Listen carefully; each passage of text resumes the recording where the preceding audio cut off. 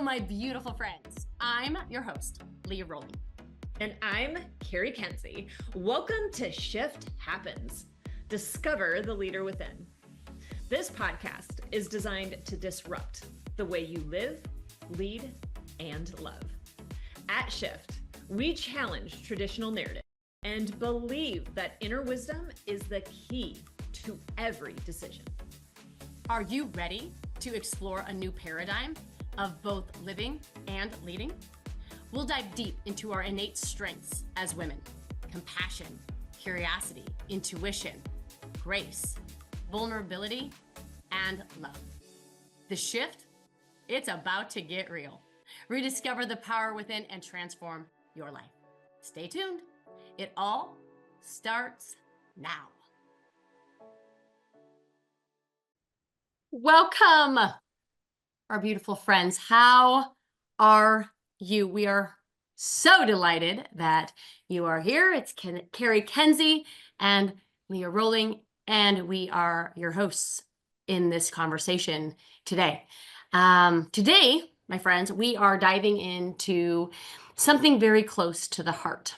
I mean, quite literally close to the heart. We're talking about bringing humanity back to the forefront of our lives, our work, and yes, even our organizations.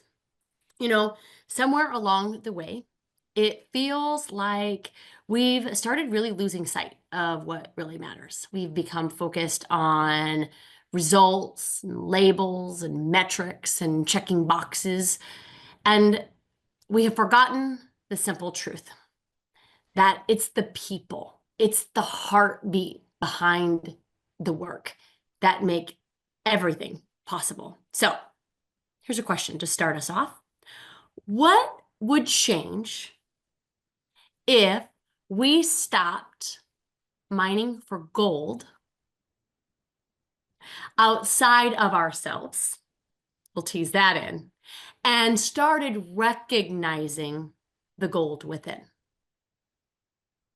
What if we made compassion and connection and curiosity and belonging the foundation of how we lead and work together? That is the conversation that we are going to have today. We're going to peel back all the layers of what it means to value humanity over identity, over labels, over connection, and really bring forward this unity, if you will, in the way that we do work. So, Cari. I mean, where do you go with that? There's so many things. So many things. Can I just say that you said we're so delighted you used a new word today? Because usually it's like, we're so excited. I was like, we're delighted today. We're delighted today, friends. Oh my gosh, I love it. You know that this is one of the topics. Like, if there was anything I was going to stick a flag in anywhere, like fork in the road, this is it. And it's all within this identity piece, because I find it to be so incredibly, unfortunately, divisive. And I told you last week or the week before, because, you know, I'll bring forward kind of one of the pieces that felt to me like we really just need to have this conversation. But I was at a basketball game, a high school basketball game. And I was sitting in the crowd, and I remember there was a father from one of our our team players, and he was saying some very, very unkind things to a player from the other team. It was the kind of thing that you wouldn't even say to your kid, you wouldn't say to your kids, and I remember in that moment, this is a basketball game, saying to myself, I refuse to be part of anything divisive. From this point forward, I refuse to be part of anything divisive. And then what I see and what I watch, and in conversations that you and I have been part of, this desire for inclusivity is doing nothing but creating division. It's separating us further than it's ever going to bring us together. And that to me, I think, is one of the conversations that we don't have. And I say that because we all feel like we're doing the right thing, right? We want to uplift women, we want to uplift this community or uplift that community. And every time we do that, we are uplifting out of the essence of humanity and the fullness of community. Mm, That's just where I have a really hard time. And that's why I think this conversation is so incredibly important. We're stepping on a cruise this week, and mhm. we consistently say it's about humanity, right? Because every single leader is being called forward to change the trajectory of how leadership, how community, how this culture is operating, is navigating, is loving, is leading, is doing all the things. And we can't do it segmented. We can't do it as this particular leader, the women leaders, the men leaders, that we have to do it as a whole. I said, and then I promise I'll stop, but I could talk about this for like days. Oh, Um, I was having a conversation with one of the women that uh, had been through the Air Force Academy. She's a leader, LGBT community, right? Had been through back at the time in the 80s, brand new women coming in, brand new, like all the things, right? There's lots of sexual assault, lots of stuff that just happens. And it's not just contained within that world, it's contained in all worlds, okay? And I asked her, I said, what do you think it's going to take in order to change the trajectory of what's happening in that institution? Like, what do you think it's going to take? And I will never forget, she paused and she said something that I was like, oh my, you're right. And so unexpected. She said, it's going to take the right man in leadership. The right man in leadership in order to shift the paradigm of what's happening for the women, for individuals. And it's not just women. So if we could stop just talking about that, but for individuals in that institution and the assault that happens. But I think we look at it as so narrow, right? If it's happening to women, it has to be women. It has to be humans. It has to be humans. So that's what I would say. yeah. I mean, it's a, it's a big mission. It's a, You it's, think? it's I a know. big, big mission to invite people to consider that although I'm sure when these movements and these ideologies came forward, it was to elevate. It was to elevate humans. I At the know essence, at the core, the yes, right? essence of the core, but that's not what it's doing. And so at some point in time, we are called to see that it isn't working. And so we can continue to like close our eyes and bury our head in the sand and just pretend that it's working for the sake of, valuing these different I don't even like to call them different, but that's what we have to do, right? These segmented classes, their words, not mine, all in the spirit of unity, my butt. Like it's so at some point in time, the mission, this mission that we are on, is calling for a different level of consciousness of humanity. It doesn't matter the color of your skin. It doesn't matter whether you're female. It doesn't matter if you're male. It doesn't matter what race you're in. It doesn't matter what socioeconomic division you're in. It doesn't matter what politics you follow. It doesn't matter what religion or church or spirituality system that you honor. It it it allows us to connect in ways and in so many more ways that we are way, way, way, way, way, way, and add a million more ways to that, Hmm. similar, then we are different.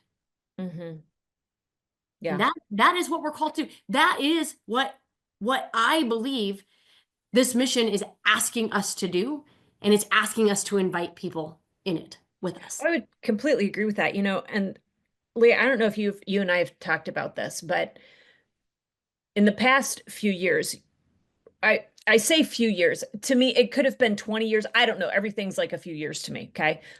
They pull back the music from the 80s. I'm like, what? I'm sorry, how old? No, that was like a few years ago. Anyway, the past few years, we've had this whole shift, right, in pronouns. We've had this whole shift in identities. We've had a lot of individuals not wanting to associate, right, with their birthed gender, shall we say. Do you want to know why I think that is? Mm, Because of this. yeah. Because of this. And the reason, and I can feel that, like I have chills and it makes me want to cry, and you know what that means, but um I can feel it because I think that it's meant to tear down the walls. It's meant to tear down the walls of identity because they don't want to be contained or placed within a perception of what you have over what a particular gender is or is not. They simply just want to be. And that's what we are all called to do, is just to be, to strip away the identities, because it's when we get caught in those identities, it's when we get caught in the trauma, right? Mm. Because you can call trauma an identity too. When we Yep. get caught in those, we don't have the ability to shift a perspective in order to see something differently. Mhm. And that's what we're being called to do.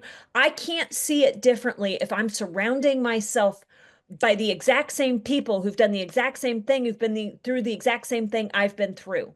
All it does is give me somebody in order to continue to play that song with. I don't Mm. need to keep playing the song.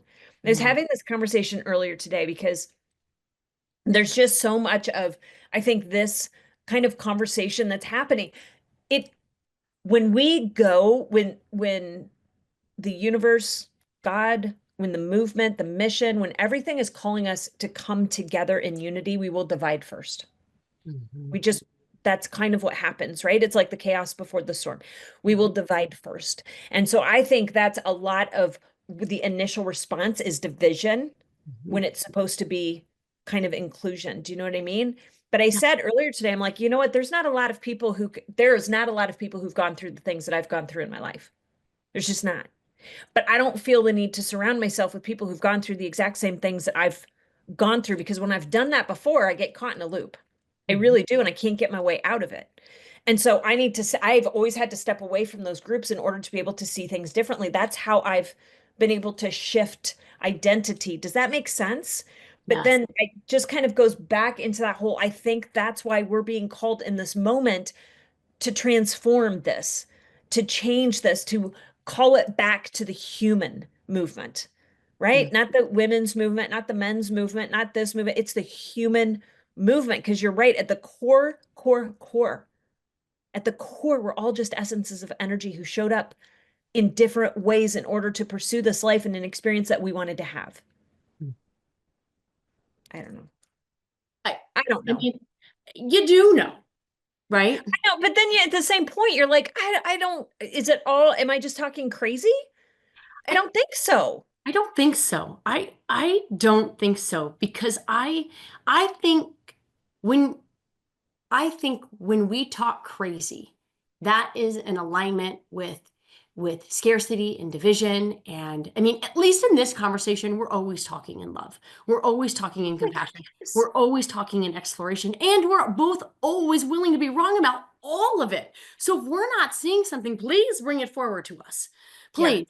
Because what I have seen and what I know about the brain and what I know about what it is that we all as humans have navigated, no matter Hmm. what, right? No matter what you've gone through. And I would say that both of us have probably gone through a lot. Now, would I say that I've gone through way more than most people? Nope. But would I say I've gone through way less than most people? Nope. So, but what I've gone through is an experience. And in that experience, just like everybody else's experience, whether and there was probably some trauma, like we use that Yeah. word. Yeah. Okay. There Sure. was some sort of trauma. I like to say there was some sort of negotiation with our worth. We made some sort of worth equation that didn't ever add up, and we decided to believe in that. Hmm. And then we created our experience. So did every other human being on the planet. And that's been their experience, right? Yes. And so if that is true, and we also know about how the brain works and how the brain wants us to be right. And it looks for support systems that can confirm their ability to be There right, you go. right? Yes. So we need to identify in buckets so we feel like we belong somewhere. But I love what you just said, Leah, because it confirms back. Yes. And it confirms back because if we belong here, that sense of belonging means that they too are similar. They too have experienced what it is that we have experienced. Okay. Almost exact is what Hmm. we're looking for. But what we forget is that everybody experiences pretty much, in essence, the same worth breach, That's brilliant. right? Yes. And Yes. so, if that is true, and I believe it is, I believe all trauma just came down, it comes down to a story that we continue to tell ourselves that we are not good or we are not enough or we're not worthy in some way. And we have evidence to prove that true. And instead of connecting in that, we connect in the evidence. Mm. That's what we do. We Hmm. connect in the evidence, right? That we were like maybe sexually molested, or we connect in the evidence that we're black, or we connect in the evidence that we've chosen to be a lesbian, or we chosen to be gay, or whatever we've chosen to be, right? We find proof that other people are just like us, and we find relatability in the belonging, Hmm. Hmm. or belonging in the relatability, however you want to, and Hmm. and then we label that unification. But then where does that create division? Right? So let's bring this Yeah. full circle because I love what you're saying and that makes absolute perfect sense. Like I lost a daughter, right? And not a lot of people have that experience. They just don't. Everybody's got grief of some level. Everybody, right? But not a lot of people have that particular experience. So after that happened, right? Mhm. You look for people to understand because I needed to have some form of like I just needed somebody to like, oh, I not confuse it or make me feel like I was crazy in it. Something. Do you see what I'm saying? Yes. But then, so I went and I found a group of families who lost children, Mhm. right? And I went to that group and I found that commonality and I really felt like I belonged. How does that create division? Bring this full circle. Yeah. So it creates that belonging, it creates that validation. They get you, they see you for the exact same or very similar experience, Yep, right? yep. And in that experience, we begin to believe that no one else could possibly understand, that no one else could possibly understand that experience. And then we realize that that experience, we call it an emotion, we label it grief. Okay? Grief is grief. It's grief when you lose a daughter. It's grief when I lose a mom. We It's are, grief when you lose a pet. Like, it's can we just, grief when it's you grief. lose a pet. Yes, It's grief yes. when you see something. Like grief is defined, most likely, not sure of the dictionary, we're working on that. But grief, the way that we define it in the modern culture, is it is created by a thought, a sentence, a belief in the mind about something that happened that we want to feel sad about. You know what I love about that is it reminds me I was sitting in scenic route downtown and I was talking with somebody about grief. There's a difference between grief and mourning, and this is a little bit off topic, but I'm just going to close that Yeah. out. Grief is an attachment to guilt. Mourning is the sadness over loss, Mm. which Oh, is I love really interesting because and the reason why I bring that forward is exactly what you said. We apply a meaning which creates the emotion based on something in the past, like you had just said. And so, yes, and you're right that the key, I loved this, the key right there was in that creating of belonging, you believe nobody else could understand, period, division, Yes. division, right? Division. Now they get me, nobody else can. And then you lay that out in front of you as a belief system. And then what do? Huh. You create circumstances in order to be able to justify and write yourself back of, yes, you see, nobody else can understand. So then it creates the perpetuation of the division that you're so desperately trying to get out of. And that division, honestly, at the end of the day, like you said, Leah, the division is nothing other than a separation from you and your worth. That's That's right. division. That's And division. end of day, division is the difference between you and your worth. It has absolutely nothing to do with the people around you or who you surround yourself with, 1,000%. which I know is hard because here's the thing that's going to come back, Leah. So I just want to address because the thing's going to Yes. come. I have I have no control over how they treat me at work. Hmm. Right? I have no control with the way that this individual the comment that they made Yep. or the way that they see me because I'm overweight or the way, right? Yep. Name Yep. it. Yep. And here's the beautiful, beautiful news for everybody.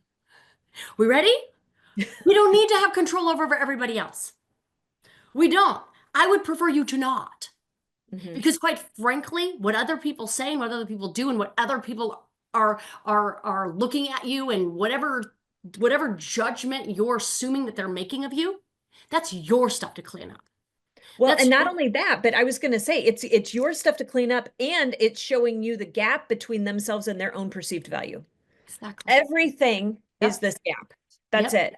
That's So it. when you bring yourself back closer to the understanding of your own innate value, to the understanding of, like you said, that gold within you, stop looking for it outside of you. I was working with a really good friend of mine over the course of this weekend, diving into some old past history, sexual assault, trafficking, you know what I mean? Just kind of Mhm. stuff, right?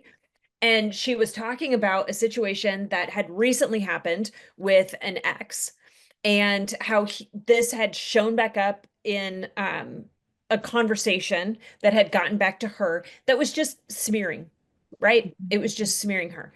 And as she was having, she was like, so I just keep asking, like, what's the thing? And I said, at what point are you going to stop looking for the answer outside of yourself? At what point are you going to stop asking for the proof? At what point are you just going to finally understand and know it's always been in you?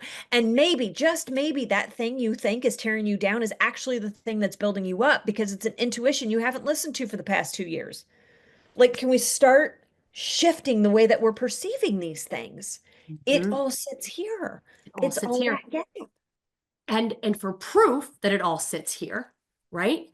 Is Yeah. that when you had brought it full circle and it was so brilliant that when you try to include yourself, right? Because no one else, like I'm bringing it back to that, no one else gets me. No one else will understand, right?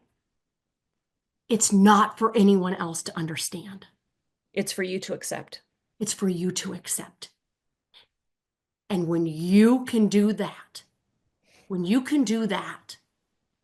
you won't see yourself as different than anyone else. The only reason why you feel different from yourself right now is because you haven't accepted the fullness and the truth of who it is that you are. All of it. The good and the messy. All of it. All of it. So it really is. It really is. I mean, the whole thing, it's so fun. We're like weaving back and forth and but it's like because I'm like, Leah, it really is just a validation. Yes.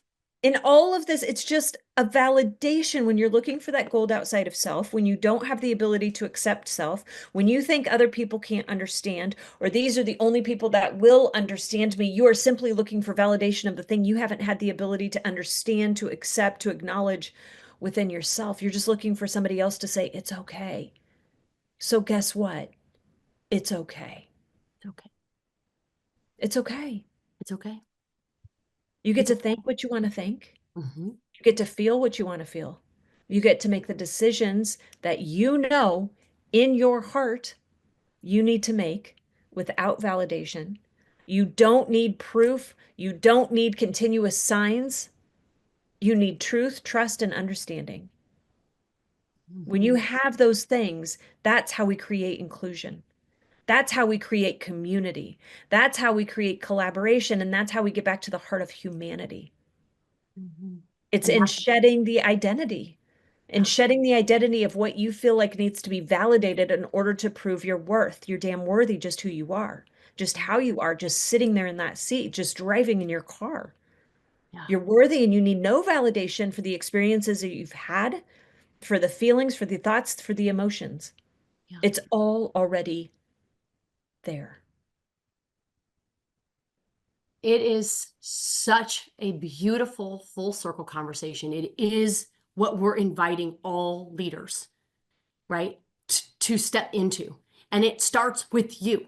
It starts with you. Because I know for each and every one of us, I for sure know for Cari and I, at some point in time, we decided, it's a big word, we decided to let someone, something, or some experience dictate our worth, right? I did it with my dad, right? My dad left. He never came back. I gave meaning to that. I Yep. decided at that point in time that I was not lovable and that I was not worthy until he decided to come back into my life and give me permission to live it. That Yep. was when I decided. And guess what I know about a decision? It can be redecided. And in his death, I redecided. He Mhm. wasn't coming back anyway to prove my worth. What else did I have to do other than to just decide it for myself? So if at ever you decided to make you mean anything other than you are beautiful, you are complete, you are 100% worthy, and I know these words can be like rainbows and unicorns, but at the core of worth is a belief in you that is required in order for you to believe in the humanity of others. That is the invitation. I know worth gets overused, and I know that, this whole worth movement, fine, but it's bigger than a worth moment. It's a decision to believe in your innate beauty and not beauty all at the same time. It's in truth. It's in truth. It's in truth. It's in the way you entered this world, love. It's the way you came in. Pure, innocent love. Mhm. Pure, innocent love. Possibility, awe, wonder, Mhm. excitement. Mhm. That's who we are at the core of our being. Mhm. And when we get back to that understanding of worth, like you say, that invitation to all leaders, when you get back to that worth, that's when you have the full ability to be able to lead others back to themselves, back to the human that sits within them. That's how things change. That's how creativity happens. That's how innovation happens. That's how movements wash over. That's how healing happens. That's how things change in LA and across the country. It's just an understanding of innate worth and coming back to the leader within. Mm. So That's our invitation always, always, always, every always day, every day. such a great conversation. Mm. Such a great conversation. And to think, and it stemmed, I told you I was sitting in the bath. So I'll have to share this at some point, right? I Mhm. was sitting in a bath and I tend to get poetry when it comes in. And so I'll just read a couple of lines because this was Mhm. very much as it pertained to this identity space. And we'll kind of leave it on this. Our gifts are like water through the sieve, the gold remaining only kept for its perceived blessing upon another. Designated in the ruins are the foundations of strength, honor, the fortitude of rebirth. It is only in remembrance, the energy held, the divine nature and creation of things, pushed in the depths of love and through the eyes of grace, with patience and possibilities of faith as tools, that the grounds can turn, breaking hatred and fear, allowing Mother Earth to once again reclaim a land, a dream, a freedom taken, rebirthing beauty, sacredness, love, and hope. We're standing naked of perception, void of the masses, mining for the gold that lies within. Value is seen, a worth beyond identity that lays at the heart of humanity.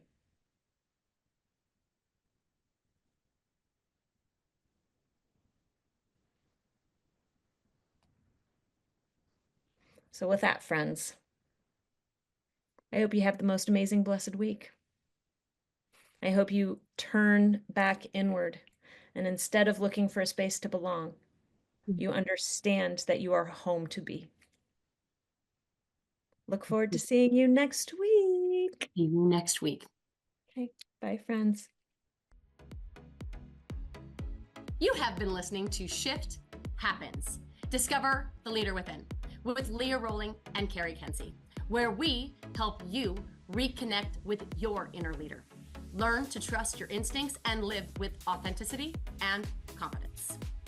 Tune in every Friday at 11 a.m. Central Time to Shift Happens on Transformation Talk Radio for more insights, inspiration, and actionable strategies to live and lead, not only in purpose, but on purpose. It is time to embrace a life and a leadership style that is true to you. For more information, visit shift.life.